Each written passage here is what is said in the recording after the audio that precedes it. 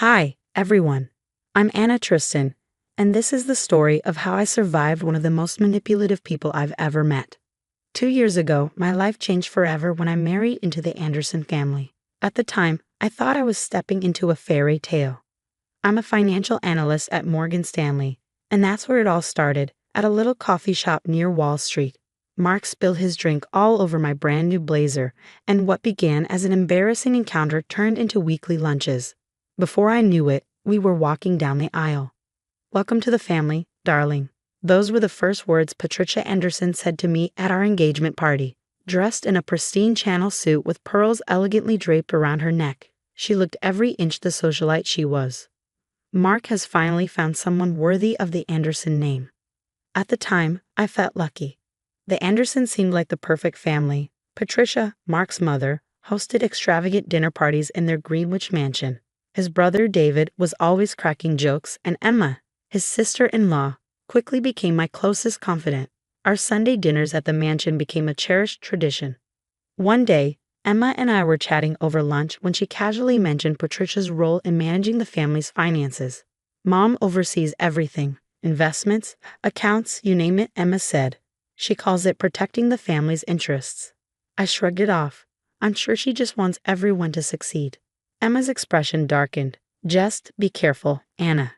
There's more to it than you think." I dismissed her words, focusing instead on my thriving career and the beautiful brownstone Mark and I had just purchased in Brooklyn. Everything felt perfect. But then, during Sunday dinners, I began noticing things. "David, honey, did you make that investment I suggested?" Patricia would ask. "Yes, Mom. Transferred the funds yesterday." "That's my good boy." Or, "Emma, what about those tech stocks we discussed?" Emma's face would tighten. "We decided to hold off." "Nonsense. I'll come by tomorrow and sort it out. Family must stick together." When I mentioned these dynamics to Mark, he defended his mother.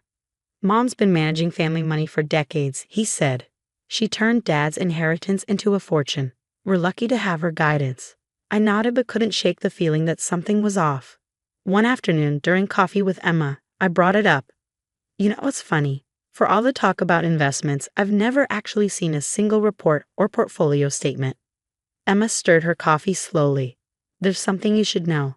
Before she could say more, her phone buzzed. Patricia was summoning her to the mansion. Emma left abruptly, but the worry in her eyes lingered with me. A few months later, everything changed.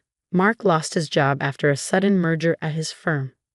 With our brownstone under renovation and bills piling up, Patricia swooped in. "You can't possibly survive on savings alone, darling," she said. "The mansion has plenty of room." "It's temporary, Mom," Mark assured her. "I've already got interviews lined up." "Nonsense. Pack your bags. I won't take no for an answer." Living at the mansion seemed fine at first until Patricia cornered me in the kitchen one morning. "Anna, dear, we need to discuss finances. The family pools resources. It's how we protect each other." "I appreciate the offer, but I manage our finances just fine." Her smile vanished. "Don't be difficult. I just need your banking passwords to set everything up." "Sorry, but that's not happening. Our accounts are separate." Her eyes turned cold. "I see. Working in finance has made you distrustful. How disappointing." Later that week, while gardening, I overheard her during her bridge club. "Poor Mark," Patricia's voice drifted through the open window. "He married her for love, but now I wonder. Did you know she refuses to contribute to family investments? Keeping her money separate, how suspicious." The whispers spread. At charity galas, conversations hushed when I approached. Even Mark began acting differently. "Babe," he said one night, "maybe Mom has a point. We're living in her house now." "Mark, I just got promoted to senior analyst. We'll be fine." "You didn't tell me about the promotion?" "See, this is exactly what Mom means about you being secretive with money." The tension boiled over at Sunday dinner. Patricia, glowing with smug satisfaction, clinked her wine glass to gather everyone's attention. "Anna dear, I heard about your lovely bonus." Patricia began with her trademark condescension. "Now's the perfect time to discuss integrating you into the family portfolio." I straightened in my chair, my voice firm. "Patricia, my finances aren't up for discussion." Her expression darkened. Ungrateful girl. Living under my roof, enjoying Anderson wealth, while hoarding your own money. What are you hiding? I'm hiding nothing, I shot back, holding my ground. I'm protecting my financial independence. Independence, she spat, her voice dripping with disdain.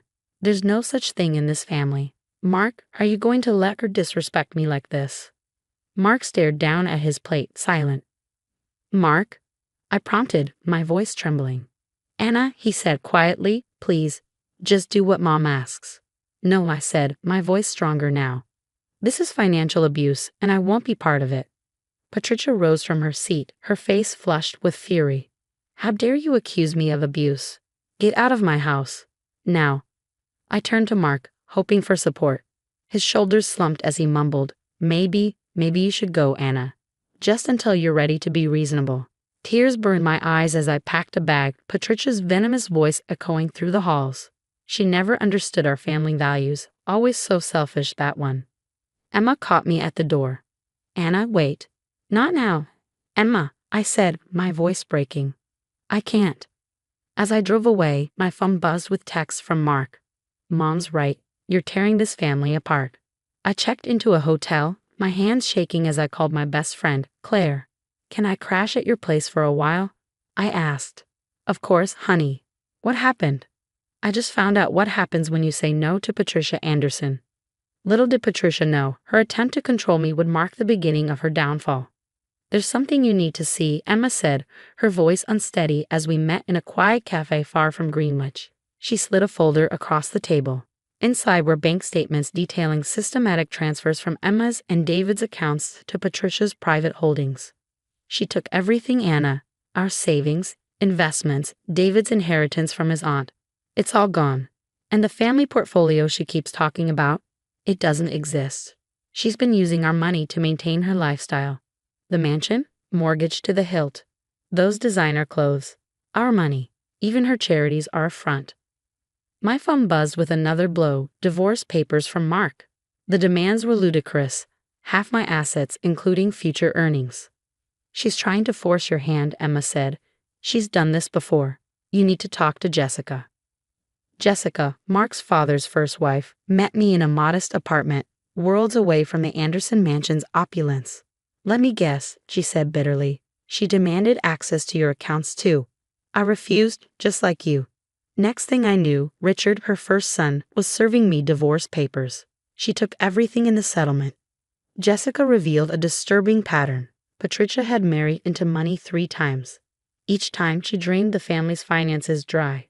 Her first husband died under suspicious circumstances after uncovering her schemes. Her second husband divorced her when she bankrupted him. Mark's father had been her last victim. Why didn't anyone stop her? I asked, horrified. Fear, shame, family loyalty. Patricia is a master manipulator, but look at these. Jessica pulled out documents showing years of money transfers, shell companies, and fraudulent loans. My phone buzzed again. A text from Mark. Mom says if you agree to transfer your assets to the family account, we can work things out. I laughed bitterly. Not this time, Patricia. That night, Emma called, her voice frantic. Anna, she's pressuring David to cut me off. Says I've been conspiring against the family by helping you. We need to stop her. Emma, how much evidence do you have? Everything. I've been documenting her schemes for years. I was too scared to act alone. Send it all to me, I said. I'll need Jessica's help too. For days, I worked through the files.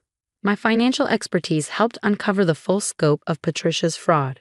She hadn't just stolen from her family. She was running a sophisticated Ponzi scheme through her charity foundation, using new family members' money to pay off older debts.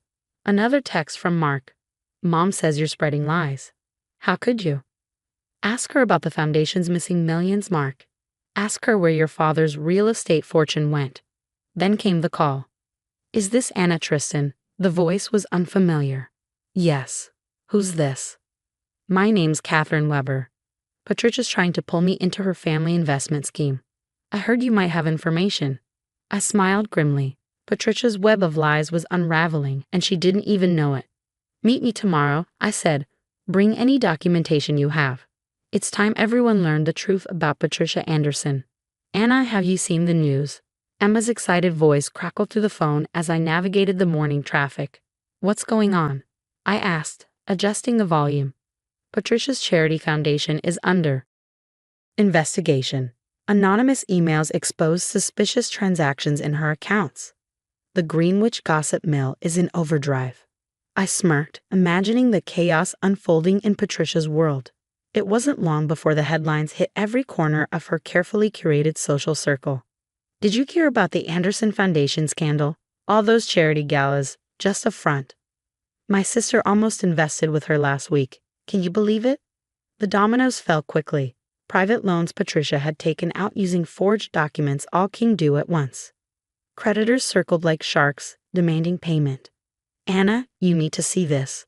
Jessica's email pinged my phone with attached images of loan documents. Mark's signature was plastered across them, obviously forged. She's getting sloppy, I muttered, shaking my head. At midnight, Mark's panicked call came through. Anna, Mom tried to access my accounts tonight. She had documents with my signature, but I never signed anything. What's happening? I took a deep breath, steadying my voice. Finally asking the right questions, Mark, check your email. I sent you everything you need to know. The FBI didn't need my tips. They had been investigating Patricia's schemes for months. When they called me in as a witness, they thanked me for my detailed financial analysis. You helped us connect several key dots, Miss Tristan. Anna, please. Mark stood outside my apartment one rainy evening, his hair plastered to his face, desperation etched into his features. I was blind. I'm so sorry. Can we try again? Like you tried to help your mother take everything from me? I asked, my voice cold and steady. Go home, Mark. Emma and Jessica became my strongest allies. Together, we launched a support group for financial abuse survivors, hearing heartbreaking stories from people who had experienced manipulation and betrayal. Helping others heal helped us heal too. The mansion's being auctioned off, Emma mentioned during one of our weekly lunches. David finally sees the truth. We're starting over, far away from Patricia's shadow. When Patricia's sentencing made headlines minus 15 years for investment fraud, money laundering, and forgery, not a single family member attended her hearing. My career soared. My promotion to managing director came with a corner office overlooking Manhattan. On my desk sat a framed photo of Emma, Jessica, and me at our survivor group's first retreat. Looking out at the skyline, I smiled. Patricia thought she could break me by stripping away her family's support. Instead, she taught me something invaluable, my own strength. The Anderson fortune was gone, but I had built something better, true independence and real relationships rooted in honesty, not control. That evening, my phone buzzed. Emma and Jessica were waiting downstairs for our celebration dinner. My new book about surviving financial abuse had just hit the bestseller list. As I grabbed my coat, I thought back to Mark's rain-soaked apology. Sometimes the best revenge isn't watching toxic people fall.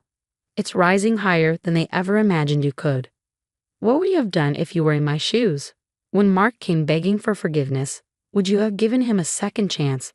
Or is protecting your peace more important than any relationship? Share your thoughts in the comments below. And if you want more survival stories like mine, don't forget to hit subscribe and turn on notifications.